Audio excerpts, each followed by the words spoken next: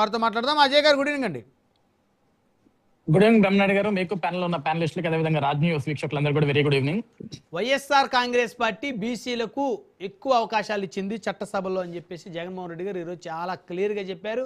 అటు ఎమ్మెల్సీలు కానీ, రాజ్యసభ కానీ, లోక్సభ కానీ, అసెంబ్లీ కానీ, జెడ్పీ చైర్మన్లు కానీ, మేయర్లు కానీ, మున్సిపల్ చైర్మన్లుగా కానీ బీసీలకు ఎక్కువ అవకాశాలు వైఎస్ఆర్ కాంగ్రెస్ పార్టీ ఇచ్చింది అని చెప్పేసి చెప్తున్నారు.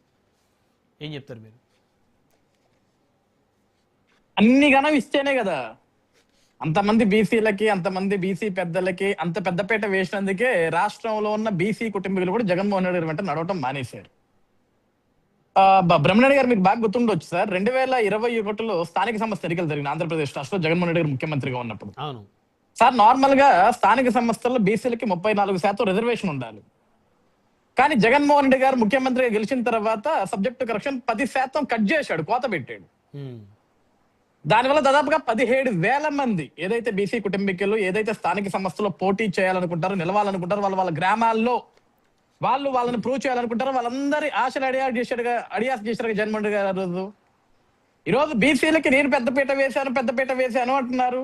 ఈ రోజు సార్, కూటమి ప్రభుత్వంలో దాదాపుగా 8 మంది మంత్రులు సార్ బీసీ కులానికి సంబంధించిన వాళ్ళే కదా.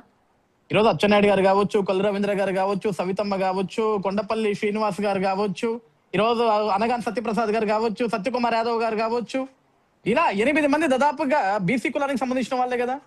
సార్, ఈ రోజు మేము గర్వంగా చెప్పుకుంటాం సార్, దేశమంతా మాట్లాడుకునే విధంగా ఈ రోజు ఒక బీసీ బిడ్డని, బీసీ కుటుంబీకుడిని కేంద్ర మంత్రి స్థానంలో కూర్చోబెట్టింది కూటమి ప్రభుత్వం. కింజరపు రామ్మోహన్ నాయుడు గారు ఈరోజు దేశం అంతా మెచ్చుకుంటుంది ఆయన చేసే పరిపాలన గురించి, దేశం అంతా మాట్లాడుకుంటుంది ఆయన చేసే పరిపాలన గురించి. ఈరోజు మేము బీసీలకి పెద్దపీట వేసినట్లు కాదా? ఈరోజు మేము ఎంపీలకు కూడా బీసీలకు కేటాయించి 4 ఉంటారు దాదాపుగా. ఈరోజు జగన్మోహన్ రెడ్డి గారు ఈ రోజు మీడియా ముందుకు వచ్చి నేను స్థానిక సంస్థల్లోనో, నామినేటెడ్లోనో, ఎమ్మెల్సీలలోనో, ఎమ్మెల్యేలలోనో మేము కూడా దాదాపుగా ఎమ్మెల్యేలలో దాదాపుగా 40 మందికి పైగా బీసీలకే మేము స్థానాలు కేటాయించాం బ్రహ్మనాయుడు గారు. ఇవన్నీ జగన్మోహన్ రెడ్డి గారు మేము కూడా లెక్కలు చెప్తాం జగన్మోహన్ రెడ్డి గారు మీకు లాగే. కానీ మీరు నిజంగా బీసీలకు మేము న్యాయం చేశామన్నారు కదా సార్. మేము జగన్మోహన్ రెడ్డి గారిని గతంలో ఆయన ముఖ్యమంత్రిగా ఉన్నప్పుడు అదే ప్రశ్నించాం. ఈ రోజు ప్రతిపక్ష స్థానంలో లేనప్పటికీ కూడా అతన్ని ప్రతిపక్ష నాయకుడిగానే భావించి ఈ రోజు కూడా మేము ప్రశ్నిస్తున్నాం. ఒక బీసీ బిడ్డని నడి రోడ్డు మీద పెట్రోల్ పోసి తగలబెడితే నాటి నుంచి నేటి వరకు ఎందుకు జగన్మోహన్ రెడ్డి గారు ఆ కుటుంబంకి వెళ్ళి కనీసం ఆ కుటుంబం ఎలా ఉందని ఎందుకు మాట్లాడలేదు?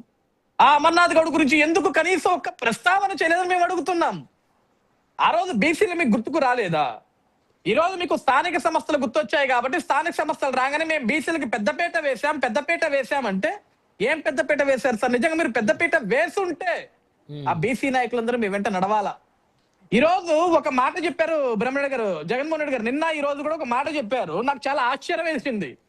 స్థానిక సంస్థలలో ఎక్కడా కూడా ఏకగ్రీవాలు జరగకూడదు, ఏకగ్రీవాలు జరిగిన చోట ఇప్పుడు ఎవరైతే ఇన్ఛార్జ్ గా ఉన్నారో వాళ్ళకి ఎమ్మెల్యే టికెట్ కూడా ఇవ్వను అని వాళ్ళ నాయకుల్ని ఆయన హెచ్చరించాడు. అంటే ఏకగ్రీవాలు జరిగితే అంటే దాని అర్థం ఏంటంటే వీళ్ళు సీరియస్ ఎలక్షన్ చేయకుండా వైకాపా నియోజకవర్గ ఇన్ఛార్జీలు సైలెంట్ గా ఉండి క్యాడర్ ని వదిలేసి లీడర్లను వదిలేస్తే వారికి ఇవ్వము అనేది వారి ఉద్దేశం.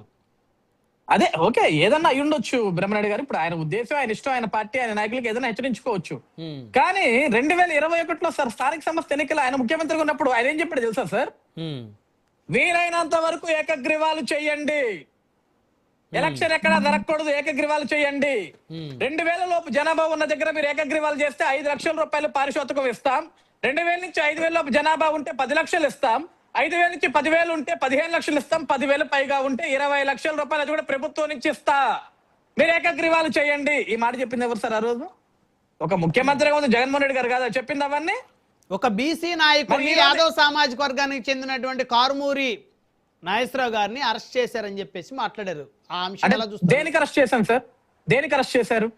లిక్కర్ నాగేశ్వరరావు గారు అదే ఇప్పుడు ఆయన అరెస్ట్ అయింది లిక్కర్ రవాణా కేసులో, ఆ డబ్బులు ట్రాన్సాక్షన్ రవాణా కేసులో ఆయన అరెస్ట్ అయ్యాడు. ఈ రోజు జగన్మోహన్ రెడ్డి గారు వచ్చి మీరు ఒక యాదవ సామాజిక వర్గానికి సంబంధించిన వ్యక్తిని మీరు అరెస్ట్ చేస్తారా అంటే, సార్ సామాజిక వర్గం మ్యాటర్ కాదు జగన్మోహన్ రెడ్డి గారు ఇక్కడ. ఆయన ఈరోజు యాదవ కులమైనా, కమ్మ కులమైనా, లేకుంటే రెడ్డి కులమైనా, కాపు కులమైనా, మినారిటీ కులమైనా, ఎస్సీ కులమైనా, ఎస్టీ కులమైనా తప్పు చేస్తే అరెస్ట్ చేస్తారు సార్. దానికి కులానికి ఏంటి సంబంధం జగన్మోహన్ రెడ్డి గారు? మరి ఆ రోజు మీరు కింజర పచ్చెన్నాయుడు గారిని అరెస్ట్ చేసినప్పుడు బీసీ కదా, కుల రవీంద్ర గారిని అరెస్ట్ చేసినప్పుడు బీసీ కదా. మరి ఈ రోజు ఏమైపోయింది సార్ ఆ మాట? ఆ రోజు మేము కూడా అన్నాం కదా, మీరు ఎందుకు సార్ బీసీల మీద కక్ష సాధింపని? ఇంకా ప్రూవ్ అయినాయి. ఆ రోజు వాళ్ళు ప్రూవ్ కాకపోయినప్పటికీ కూడా మీరు కావాల్సిన అర్ధరాత్రి గేట్లు దూకి, గోడలు దూకి, తలుపుల బద్దలు కొట్టి అరెస్ట్ చేయించారే. ఆ రోజు ఈ పెయిన్ ఏమైపోయింది మీకు? ఈ రోజు మేమేమి గేట్లు దూకలా, అర్ధరాత్రులు వెళ్ళాలా, తలుపులు బద్దలు కొట్టలా, 100 మంది పోలీసులు వెళ్ళాలా, నోటీసులు ఇచ్చాం. ఏమండి మీరు పలానా కేసులో ఉన్నారు, ఈ విధంగా ఉన్నారని అరెస్ట్ చేశారు. అది తప్పైతే నిరూపించండి. కోర్టులు ఉన్నాయి, ఉన్నత న్యాయస్థానాలు ఉన్నాయి కదా. దానికి యాదవ కులం అని ఒక కులాన్ని తీసుకురావడం, కులాన్ని ప్రస్తావించడం ఎందుకు? మొన్న సిదిరప్పలరాజు గారి కుటుంబం దగ్గరికి వెళ్ళి కూడా కులాన్నే ప్రస్తావిస్తాడు. ఇప్పుడు నేను ఎవరైనా కుటుంబం దగ్గరికి వెళ్తే కులాన్ని తీసుకురావాల్సిన అవసరం ఏంటి బ్రహ్మణ్య గారు? నాకు అర్థం కావట్లేదు. మీరు మనిషి గురించి మాట్లాడండి, కులం గురించి మాట్లాడండి. కులం అనేది అంటే ఆ మనిషి ఇప్పుడు తప్పు చేయని వ్యక్తిని తప్పు చేయకపోయినా తప్పు చేసినట్టు వారి మీద కక్ష కట్టారు మాట్లాడొచ్చు. కానీ పలానా కులం అంటే ఈ కులం వాళ్ళనే అరెస్ట్ చేయాలి తప్పు చేస్తే అనే రూల్ మరి భవిష్యత్తులో ఏమైనా తీసుకురాబోతున్నారేమో అర్థం అవట్లా. ఇప్పుడు ఎక్కడో దాకా ఎందుకు సార్? నేను అసలు యాక్చువల్ గా జోగి రమేష్ గారి అంశం మనం మాట్లాడకూడదు. వాస్తవానికి ఆయన పర్సనల్ అంశం. అవును, ఆ కుటుంబంలో 100 జరిగి ఉండొచ్చు, అది మనకు అనవసరమైన మ్యాటర్. కానీ నిన్న కూడా జోగి రమేష్ గారు మాట్లాడితే ఏం మాట్లాడుతున్నారు? ఆయన కులాన్ని పెట్టుకొని నేను పలానా కులం కాబట్టి నా కులాన్ని తక్కువ చేయాలని చూసి నా కుటుంబం మీద ఈ రోజు మీరు అందరూ పడుతున్నారు అంటున్నారు. సార్ అది మీ కుటుంబ వ్యవహారం జోగి రమేష్ గారు. మీ కుటుంబంలో మీకు ఏమేమి ఉన్నాయో అది మీరు తేల్చుకోవాలా. మీడియాకి ఎక్కింది మీరు, మీడియాలో మాట్లాడుకుంటుంది మీరు, అది మీరు తేల్చుకోవాలా. దానికి కులం ఎందుకు వచ్చింది? పెళ్లి చేసింది మీరు ఘనంగా ముఖ్యమంత్రి గారిని పిలిపించుకున్నారు, జగన్మోహన్ రెడ్డి గారిని పిలిపించుకుని అక్షింతలు వేయించుకుంది మీరు, ఆశీర్వాదం దింపించుకుంది మీరు కదా. దానికి కులానికి దీనికి ఈ రోజు మీరు మీడియా ఎక్కడానికి మీ కుటుంబ సమస్యకి కులానికి ఏంటి సంబంధం? నేనేమన్నానంటే బ్రహ్మణ్య గారు, ఏ విషయం అయినా సరే జగన్మోహన్ రెడ్డి గారు ఈ రోజు కాదు సార్, ఆయన రాజకీయాల ప్రస్తావన మొదలుపెట్టిన దగ్గర నుంచి కూడా, ఈవెన్ 2014 ఆయన ప్రతిపక్ష నాయకుడు ఉన్నప్పటికీ, లేకుంటే 2019 ఆయన ముఖ్యమంత్రి అయిన తర్వాత కూడా ఏ రోజు కూడా రాష్ట్రంలో అభివృద్ధి గురించి మాట్లాడలేదు. ఆయన కుల ప్రస్తావన తీసుకొస్తాడు. అలానా కులం వ్యక్తి వస్తే ఆ కులం వ్యక్తిని తీసుకొచ్చి మీడియా ముందు కూర్చోబెట్టి మాట్లాడుతున్న ఒక దౌర్భాగ్యమైన సిచ్యువేషన్ క్రియేట్ చేస్తారు జగన్మోహన్ రెడ్డి గారు. నేను ఇప్పటికి కూడా జగన్మోహన్ రెడ్డి గారు కూడా చెప్తున్నాను, సార్ మీరు అన్నారు ఆ రోజు అసెంబ్లీలో, నేను 10th లో ఫస్ట్ క్లాస్ స్టూడెంట్ ని, ఇంటర్లో ఫస్ట్ క్లాస్ స్టూడెంట్ ని, డిగ్రీలో ఫస్ట్ ర్యాంక్ స్టూడెంట్ ని వెళ్ళి తెలుసుకోండి అయ్యా అన్నారు. ఇన్ని ఫస్ట్ ర్యాంకులు సాధించిన మీరు, అంత అద్భుతంగా చదువుకున్న మీరు, అన్ని డిగ్రీ పట్టాలు సంపాదించిన మీరు సార్ కుల ప్రస్తావన తేకండి, అది చాలా తప్పు. మనం మానవ సమాజంలో బ్రతుకుతున్నాం. జగన్మోహన్ రెడ్డి గారు మానవత్వంగా మాట్లాడుకుందాం, మనుషుల్లాగా మాట్లాడుకుందాం. కులాలు ఎందుకు సార్ మనకి? మీరు జగన్మోహన్ రెడ్డి, నేను అజయ్ చౌదరి, కానీ మనకి ముందు ఒక పేరు తగలబడింది కదా, మీరు జగన్ నేను అజయ్ అని. జగన్ అజయ్ అని మాట్లాడుకుందాం, మనకి ఎందుకు సార్ కులాలు? ఈ రెడ్డి చౌదరి పెట్టుకుంటే మాట్లాడుకోవాలా? నాకు సమస్య వస్తే నేను చౌదరి కులం కాబట్టి, నేను కమ్మ కులం కాబట్టి నన్ను తక్కువ చేస్తానని నేను చెప్పాలా వచ్చి? లేకుంటే మిమ్మల్ని తిడితే రెడ్డి కులం ఇప్పుడు కాదు బ్రహ్మనాయుడు గారు. జగన్మోహన్ రెడ్డి గారిని అనేక సార్లు మేము ప్రతిపక్షంలో ఉన్నప్పుడు కానీ, లేకుంటే ఈ రోజు కూడా కొన్ని విమర్శలు చేస్తుంటాం రాజకీయంగా. మరి జగన్మోహన్ రెడ్డి గారు ఏ రోజు వచ్చి నేను పలానా రెడ్డి కులాన్ని కాబట్టి నన్ను వీళ్ళు అవమానిస్తున్నారు, నన్ను హేళన చేస్తున్నారు, నన్ను తక్కువగా చూస్తున్నారు ఎందుకు సార్ ఈ రోజు వరకు జగన్మోహన్ రెడ్డి గారు ఎక్కడ చెప్పలా? ఏంటి దాని అర్థం ఏంటి? అంటే ఇప్పుడు జోగి రమేష్ గారు వస్తే నా కులాన్ని అన్నారు అంటారు, అంబటి రాంబాబు గారు వస్తే నా కులం గురించి మాట్లాడారు అంటారు. మరి ఎందుకు జగన్మోహన్ రెడ్డి గారు అన్నారు? ఈవెన్ ఆ పార్టీలో దేవినేని అవినాష్ గారు ఉన్నారు. కాదు సార్, ఈవెన్ ఆ పార్టీలో దేవినేని అవినాష్ గారు ఉన్నారు, కొడాల నాని గారు ఉన్నారు, వల్లంనేని వంశీ గారు ఉన్నారు. వీళ్ళందరూ కమ్మ కులానికి సంబంధించిన వాళ్ళే కదా. వాళ్ళు కూడా ఏ రోజు కూడా మీడియా సమావేశం పెట్టి చంద్రబాబు నాయుడు గారు మేము పలానా కమ్మ కులం కాబట్టి తెలుగుదేశం పార్టీలో ఉన్న వ్యక్తులతోటి మమ్మల్ని తిట్టిపిస్తున్నాడని ఎందుకు మాట్లాడట్లేదు? ఏ రెడ్డి కులానికి కమ్మ కులానికి రాని ఈ కులం ఆపోదమంతా కూడా బీసీలకి, ఎస్టీలకి, మినారిటీలకి, కాపులకే వస్తుందా? మిగతా కులాలు కాదా అండి? అంటే ఓటు బ్యాంకు రాజకీయం చేస్తున్నారని అనుకోవాల్సిన అవసరం ఉంది. అదే నేను అన్నాను సార్. ఓటు బ్యాంక్ అంటే ఏంటి బ్రహ్మనాయుడు గారు? ప్రజలకు మనం మంచి చేస్తే ప్రజలు ఆ సామాజిక వర్గం పేరు ప్రస్తావించి పలానా వర్గం కాబట్టి వీరి మీద కేసు పెట్టారనో, లేకపోతే వీరిని ఇబ్బంది పెట్టారనో రకరకాలుగా మాట్లాడటం. అంటే ఇప్పుడు కాదు సార్, ఇప్పుడు ఒక సామాజిక వర్గాలు ఎక్కువ మంది ఉన్నారు కాబట్టి, ఓటర్లు ఎక్కువ ఉన్నారు కాబట్టి వాళ్ళని ప్రభావితం చేసుకోవడానికో, వాళ్ళని ప్రసన్నం చేసుకోవడానికో మేము పలానా కులం కోసం భుజం మోస్తున్నాం, కాపు కాస్తున్నాం అని మాట్లాడితే మిగతా కులాలను మీరు వదిలేసినట్ట? మరి మిగతా కులాల్లో ఓట్లు తక్కువ ఉన్నాయి కాబట్టి వాళ్ళు తిట్టినా పర్లేదా? అంటే ఇప్పుడు రెడ్డి కులంలోను, కమ్మ కులంలోను, కాపు కులంలోను ఓట్లు తక్కువ ఉంటే వీళ్ళు తిట్టినా పర్లేదా? అంటే బీసీలో, ఎస్సీలో, ఎస్టీలో, మినార్టీలో ఓటర్లు ఎక్కువగా ఉంటారు కాబట్టి వాళ్ళని ఎవరైనా ఒక మాట మాట్లాడితే మనం వచ్చి భుజం మీద వేసుకోవాలా? Is it right? ఇదేనా రాజకీయం? ఇదేనా రాజ్యాంగం?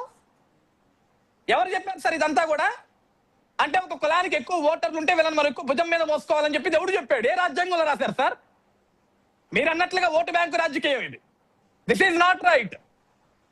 ఈ రోజు కూడా మేము జగన్మోహన్ రెడ్డి గారికి ఏం చెప్తున్నాం సార్? మీరు మీ నాయకులు హెచ్చరించుకుంటే తప్పలేదు. మేమేమంటున్నాం? మీరు చంద్రబాబు నాయుడు రేపొద్దున జరిగే ఎన్నికల్లో పోలీసులు అడ్డం పెడతాడు, తన అధికార బలాన్ని ఉపయోగిస్తాడు, అవసరమైతే బెదిరింపులకు గురి చేస్తాడు, ఎక్కడ భయపడకండి అంటున్నారు. 2019 నుంచి 2024 వరకు 2021లో మీరు ఏదైతే స్థానిక సంస్థలు మీరు చేశారు ఇవన్నీ, నామినేషన్ పత్రాలు లాక్కెళ్ళిపోయారు, అభ్యర్థులు కిడ్నాప్ చేశారు, కనీసం నామినేషన్లు వేయనివ్వకుండా పత్రాలు చించేశారు. దానికి ఉదాహరణ పొంగునూరు అంజయ్య తాత. నామినేషన్ వేయడానికి వెళ్తుంటే కర్రలు పట్టుకుని ఉరుక్కుంటూ వచ్చి అతను కొట్టబోయారు 10-20 మంది ఒక ముసలాయిన్ని. అంజిరెడ్డి తాత గారు ఆయన్ని 90 సంవత్సరాల ముసలాయన ఒక సర్పంచ్ గా నామినేషన్ వేయడానికి వెళ్తే అతను అడ్డుకుంది వాస్తవం కదా, నామినేషన్ పత్రాలు చించేసింది వాస్తవం కదా. జస్ట్ ఉదాహరణే. ఆ రోజు రాష్ట్రంలో ఎన్ని అరాచకాలు చేశారు సార్? మీ మెయిన్ స్ట్రీమ్ మీడియాకు కూడా తెలుసు బ్రహ్మనాయుడు గారు. ఈసారి కూడా అలా జరుగుతాయా లేకపోతే సౌమ్యంగా జరుగుతాయా? నేను అదే చెప్తున్నాను బ్రహ్మణ గారు. ఆ రోజు జగన్మోహన్ రెడ్డి గారు అన్ని అరాచకాలు చూశారు కాబట్టి ఆ రోజు చంద్రబాబు గారు ఒక మాట చెప్పారు, ఎవరు కూడా ఎన్నికల్లో పోటీ చేయకండి, మనకి ప్రాణాలు ముఖ్యం అని చెప్పారు సార్.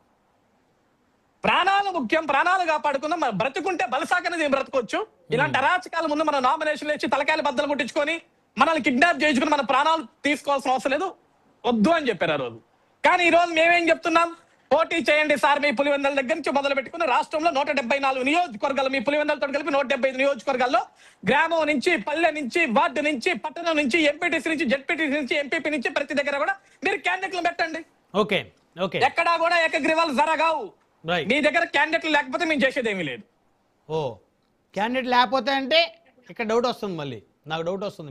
మీరు అంటే జగన్మోహన్ రెడ్డి గారి పార్టీ తరఫున మేము పోటీ ఎందుకు ఒక మాట అంటున్నానండి బ్రహ్మనాయుడు గారు, క్యాండిడేట్ లేకపోతే అంటే పోటీ చేసే క్యాండిడేట్ ని మీ కూటమి పార్టీలో వాళ్ళు బెదిరించి నువ్వు నామినేషన్ వేస్తే నీ అంతు చూస్తావు బెదిరించి నామినేషన్ కూడా ఎన్నికొని చేస్తే క్యాండిడేట్ లేనట్టే కదా లెక్క. అట్లాగా సార్ బ్రహ్మణ గారు చాలా తప్పు. మీరు చాలా డిఫరెంట్ రాంగ్ డైరెక్షన్ ఆలోచిస్తున్నారు. నేనేమన్నానంటే సార్ ఇక్కడ for example sir Jaganmohan Reddy గారు 2024లో పులివెందుల నుంచి అసెంబ్లీలో నియోజకవర్గంలో గెలిచారు ఆయన. అవును. పులివెందుల ప్రజలు ఓట్లేసిన ప్రజలు కనీసం బాగున్నారా బాగలేదా, నియోజకవర్గంలో సమస్యలు ఉన్నాయా లేవా అనేది ఎక్కడ ప్రస్తావించాలి? అసెంబ్లీకి వచ్చి ప్రస్తావించాలి. ఒక శాసనసభ్యుడిగా ఈ రోజు వరకు అసెంబ్లీకి వచ్చి ఆ పులివెందుల సమస్యల గురించి ఎప్పుడు మాట్లాడాల. అదే పులివెందుల్లో రేపొద్దున స్థానిక సంస్థల సర్పంచులకు కానీ, ఎంపీటీసీలకు కానీ, జెడ్పీటీసీలకు కానీ, ఎంపీపీలకు కానీ, కౌన్సిలర్లకు కానీ, చైర్మన్లకు కానీ నిచ్చో ఉంటే వాళ్ళు కూడా రేపొద్దున ప్రజల్లోకి రాకపోతే ఆ ఓటుకి విలువ ఉండదు కదా. అవును. అందుకే పులివెందుల ప్రజలు కూడా జగన్కి ఓటేస్తే అసెంబ్లీకి పోలేదు. మరి ఇక్కడ స్థానికులు ఎవరైనా నించుంటే వీళ్ళు మా సమస్యల గురించి కూడా మాట్లాడకపోతే వీళ్ళకి ఎందుకు మేము ఓట్ వేయాలని ఒక ఆలోచన పులివెందుల ప్రజలు ఉన్నారు ఈ రోజు. అలాంటి సమయంలో వైసీపీ పార్టీ తరఫున నించునేదానికి క్యాండిడేట్ మేము నించోం, నాకు అవసరం లేదు, మేము అవమానాలు పొందాల్సిన అవసరం లేదు జగన్మోహన్ రెడ్డి గారు, మేము నించోమని వదిలేస్తే మేమేం చేయలేం కదా, అప్పుడే ఏకగ్రీవాలు అవుతాయి. మాట్లాడదాం. ఓకే, అర్థమైంది అజయ్ గారు. మనతో చిన్నరెడ్డి గారు వైఎస్ఆర్సీపీ నుంచి. చిన్నరెడ్డి గారు గుడ్ ఈవినింగ్ అండి. నమస్కారం సార్.